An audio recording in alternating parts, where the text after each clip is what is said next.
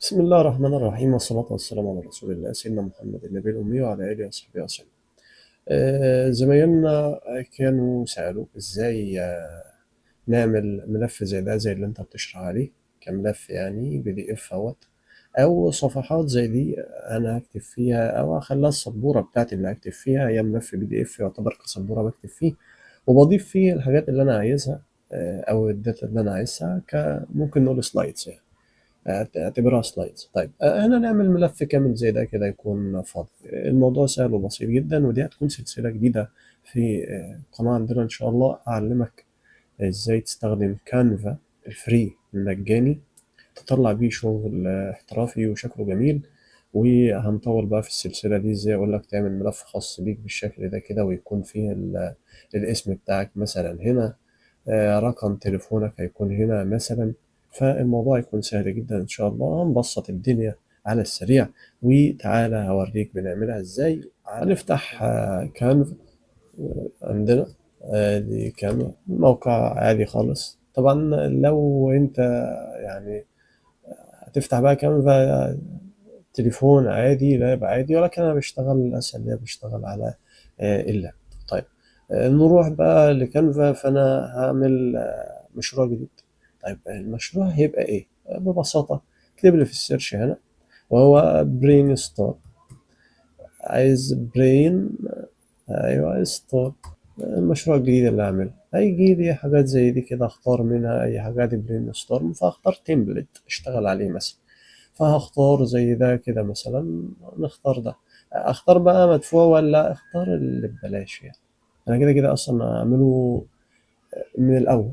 انا هاخده بس علشان المقاس بتاعه كام؟ اللي هو ده، اللي هو بتاعه اللي هو 1920 في 1080.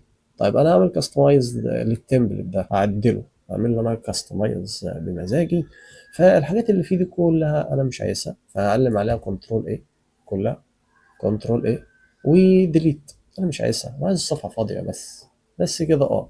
نركز بقى في اللي جاي. خلي الصفحه بيضاء عشان اقول لك هنعمل ايه، بس كده. هو ده، دي الصفحة العزيزية اللي عندي، اللي هعمل منها سبورة بقى تبقى فاضية ليا، صفحات ورا بعضيها، مسطرة عايزها ملونة أيا كان.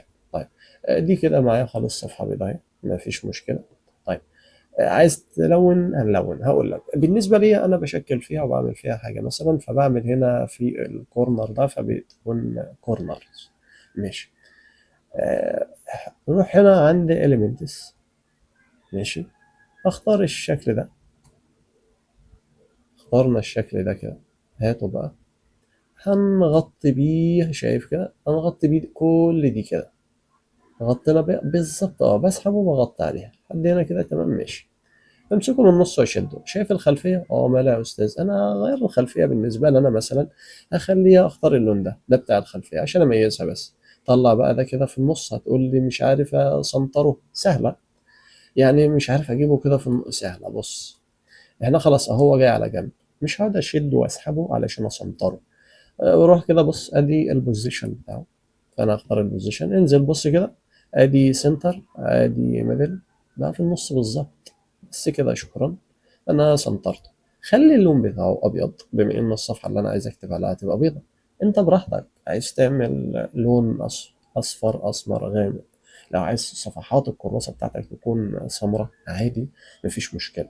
طيب عملتها خلاص زي الفل. ماشي. عايز اعمل لها برواز، مفيش مشكله. بص فوق هنا كده، ادي الستروك ستايل. اختار عايزه برواز يكون يعني مسطرها من الخارج، بوردر من الخارج، حواف من الخارج. مستقيمة أنا دايما بختار المنقطة مثلا، الستروك كده. هو مديني لا، أنا خليها 2 بكسل بس، أنا بحب كده. نروح هنا على البتاع اللي هي فيها اعوجاج المتنية دي الكورنرز بتاعتها. فالكورنرز بتاعتها روح واشدها لحد ما هي ايه ده. فانت دورت الكورنرز فاللي هو في اللي فوق ده، اللي هي الصفحه البيضاء السبوره اللي اكتب عليها، فانا دورت الكورنرز بتاعتها. طبعا هرجع تاني اسنطرها عشان تبقى مظبوطه في النص بالظبط زي الفل. بس كده انت خلصت؟ لا، ثانيه واحده. نحط بقى، عايزين نكتب اسم حضرتك هنا، يعني عشان تبقى صفحات زي اللي انت بتشوفها بيجوا يشرحوا عليها على السبورة التفاعلية. فكل واحد عامل سبورة أو صفحة زي دي بيشرح عليها، أو صفحات زي دي تلاقيه بيسحبها لفوق ويجي يشرح عليها. فهي بتتعمل ازاي؟ دي ببساطة خالص. طيب عايزين نسطرها، سهلة بسيطة. خش على الإليمنتس، ماشي. هنختار لاين، ادي لاين، اخترنا لاين اهو، ادي لاين، اخترت لاين فجاب لي ادي خط لاين جميل زي الفل. شده نسنطره، شده من الاول الورقة لاخرها، سحبته جميل زي الفل. بص، خلي الاوباسيتي بتاعته او ترانسبيرانسي بتاع اللي هو الشفافية، قللها يعني، خليها 20، حلوة 20 مثلا. يبقى قلل الشفافية بتاعته، ما تخلوش فقلل خالص. طيب حلو لحد كده، اعمل اضغط عليه بس كده بالماوس. شايف دي؟ ايه دي؟ دوبليكيت، يعني هكرره، كررت الخط. ايوه بالظبط، بقى فوق فوق ايه، تحت الاولاني، ماشي. فوق دي اضغط، هيتكرر، اضغط تاني هيتكرر بنفس المسافة بينه وبين اللي فوقيه. اضغط، اضغط، اضغط كمان واحدة، ضغطنا مفيش مشكلة، اضغط، ضغط، طب كمان واحدة، بس كده انا سطرت الصفحة. طيب ركز معايا، بص هاجي عليهم كلهم، شد دي بعيد معلش دلوقتي. السطور اهي، اللي هي السطور دي اللي هي دي معناها إيه؟ بعلم عليهم كلهم وبعمل لهم جروب عشان يبقوا حتة واحدة، مفيش مشكلة. هات بقى الأبيض ده تاني، اللي هي الصفحة البيضاء بتاعتي اهي، حطها في السنتر، سنترها، هي متسنطرة زي الفل، سنطرت تمام، مفيش أي مشكلة. طيب تعالى بقى لسه يعني، عايزين هنا مثلا نخلي شكلها حلو، هنا المكان اللي انت هتكتب فيه مثلا العنوان بتاع الدرس مثلا، خلاص نضيف إيرمنت اللي هو ده مثلا اهوت. ايه ده باللون الأبيض، مفيش مشكلة، أحطه هنا، بس أغير لونه يعني، أصغره، شد من هنا صغره اهو، صغرته على قد الجزء ده، ففي الكورنر ده للصفحة هكتب العنوان هنا مثلا، ماشي. غير لونه، ويفضل أكيد أختار نفس اللون بتاع الخلفية اللي بره زي الفل. هنا هبقى أكتب العنوان. عايز تغير اللون أنت براحتك يعني، عايز تخليه أهو، ممكن أخليه أبيض الأول، ممكن أعمل له دوبليكيت، أنت شغل خيالك. وبعدين أهو نخلي دي فوقيها تاني، أنا عملت اتنين منهم، أيوه هقول لك ليه دلوقتي، براحتي. أنت كمان براحتك، اعمل اللي أنت عايزه أهو. شديتها هنا، أصبح ده المكان اللي هكتب فيه العنوان مثلا، قلل شفافيته، أنت شغل خيالك، مش لازم تعمل زي ما أنا بعمل، مش هياخد منه وقت. خلصت دي كده جميل، هتبقى تكتب هنا العنوان بتاعك. طيب توقيعي مثلا، أو الصفحة دي بتاعت مين، أو عايز أحط ووتر مارك، سهلة. بص هنا كده في تكست، اضغط تكست، اختار أي تكست ممكن تحطه أهو.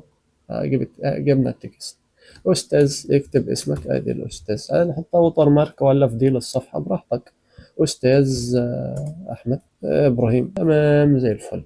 ركز كده بقى. أنت عايزها ووتر مارك ولا عايزها تحت؟ نحطها تحت ووتر مارك. طيب هغير الخط، اختار نوع خط، هو هنا جايب لي كانفا سانس، مش هختار ده، هختار الخط انا يعجبني ايا كان الخط نوعه ايه، هبحث عليه مثلا، اللي انا كخط مثلا، خط نوع معين انا مثلا احب اكتب بيه، ده كده صغره شويه، تمام. أستاذ أحمد هتحط تحت، ماشي، ده كده توقيعي صفحتي بتاعتي. طيب خلاص كتبتها هنا، اسمي هنا، تكتبه بأي لون يعجبك براحتك.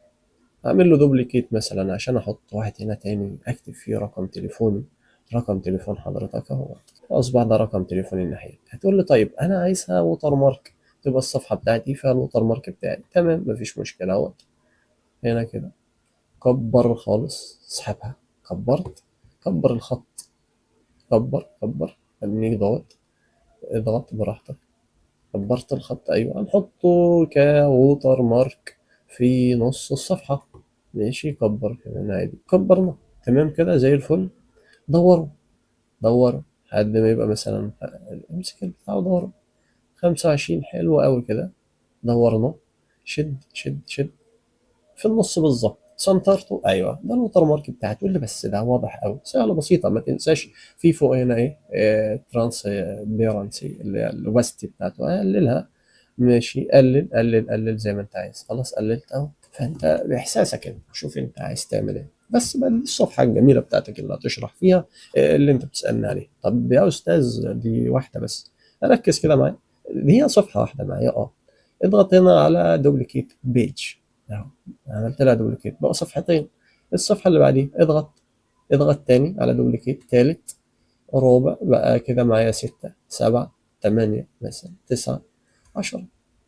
يبقى 10 صفحات براحتك، عايز تكتر عادي نكتر عادي. يبقى معاك الكراسة بتاعتك 20 صفحة مفيش مشكلة، الملف اللي انت هتشرح عليه. وبعد كده تبقى تحط عليه الداتا بتاعتك، يعني يبقى ملف وانت هتضيف فيه الداتا بتاعتك. وهنبقى نقول ازاي اصلا باستخدام كانفا برضه تقدر تعمل تحط هنا في نفس صفحاتك الجميلة دي تشرح عليها. لحد هنا كده تمام. خلصت المشروع بتاعي الجميل ده خلصت، ما فيهاش اي مشكله. تعالى بقى كده بالراحه، انا خلصت هشيرها. اضغط عند شير، هتلاقي داونلود، اضغط داونلود. بص هنا بقول لك المقترح انها تنزل بي ان جي، تنزل لي صور بصيغه بي ان جي. لا انا مش هنزلها صور، اضغط على السهم ده هنزلها بي دي اف. نزلتها بي دي اف. ركز تحت بيقول لي قول هتقول الصفحات كل الصفحات اعمل داونلود بس كده. ايوه هتنزل الملف بتاع البي دي اف ده، هينزل عندي ملف فاضي او صفحات فاضيه ما فيهاش داتا علشان انا ابقى اشتغل بيها. دي بتاعت استاذ احمد ابراهيم خلاص أهي. ادي سيف، ادي احمد ابراهيم انزلها عندي خلاص. استاذ احمد ابراهيم، ادي احمد ابراهيم.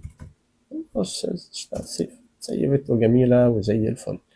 افتحها، فتحناها كبي دي اف، ملف بي دي اف عادي خالص اهو. صغرها عشان تشوفها اهي. ادي الصفحات بتاعتك اللي احنا لسه عاملينها علشان تبقى تكتب فيها ترسم فيها تعمل فيها اللي انت عايزه. اذا الموضوع سهل وبسيط. ده الملف بتاع مستر احمد ابراهيم اللي هيكتب فيه ويشرح فيه. تاخده بقى على التابلت او براحتك، تغير الالوان، تتعامل الخطوط، تكتب هنا عنوان الدرس انت. بص، لك مطلق الحرية. اذا الموضوع سهل وبسيط جدا باستخدام كانفا. وكانفا فري مش البرو. ان شاء الله باذن الله نكمل وهعرفك بعد كده ازاي مثلا اقدر اعمل واصمم الاسئله بتاعتي بالشكل ده، ويبقى ليها شكل مميز وطبع مميز بيميزني او بيميز شغلي او بيميز اسئلتي. ده هنتعلمه ان شاء الله، برضه سهل جدا على كانفا فري. وهنعمل شغل اكتر من كده بكانفا فري خطوة خطوة. واللي عنده أي استفسار بخصوص أي حاجة تخص كانفا أو تخص التصوير، لسه سلسلة التصوير إن شاء الله، وإزاي نصور ونعمل ريلز أو نصور بنفس الطريقة اللي أنا بصور بيها دي، اللي هو في دايرة والملف كامل مفتوح. إن شاء الله برضو ده هتبقى سلسلة ودي سلسلة تانية. كانفا سلسلة ده غير إن شاء الله ربنا ييسر. ويبقى في سلسلة خاصة باستخدام ال AI أدمجه مع كانفا أو أستخدمه مع كانفا عشان أطلع شغل وأبدع وأنا شغال. وازاي احط صور زي الصور بتاعتي في شغلي ده. لو شغلك فيه صور مثلا، ازاي انسق، ازاي اعمل ده كله، ازاي استخدم الاي اي مع كانفا هيطلع لي شغل اكثر احترافيه. اللي له استفسار في اي حاجه تخص اي حاجه يكتب، وان شاء الله تخص كانفا مثلا وعنده مشروع عايز يعمل زيه او ايا كان، ان شاء الله ربنا ييسر ونقدر نعمله ونرد على حضراتكم. بالتوفيق للجميع.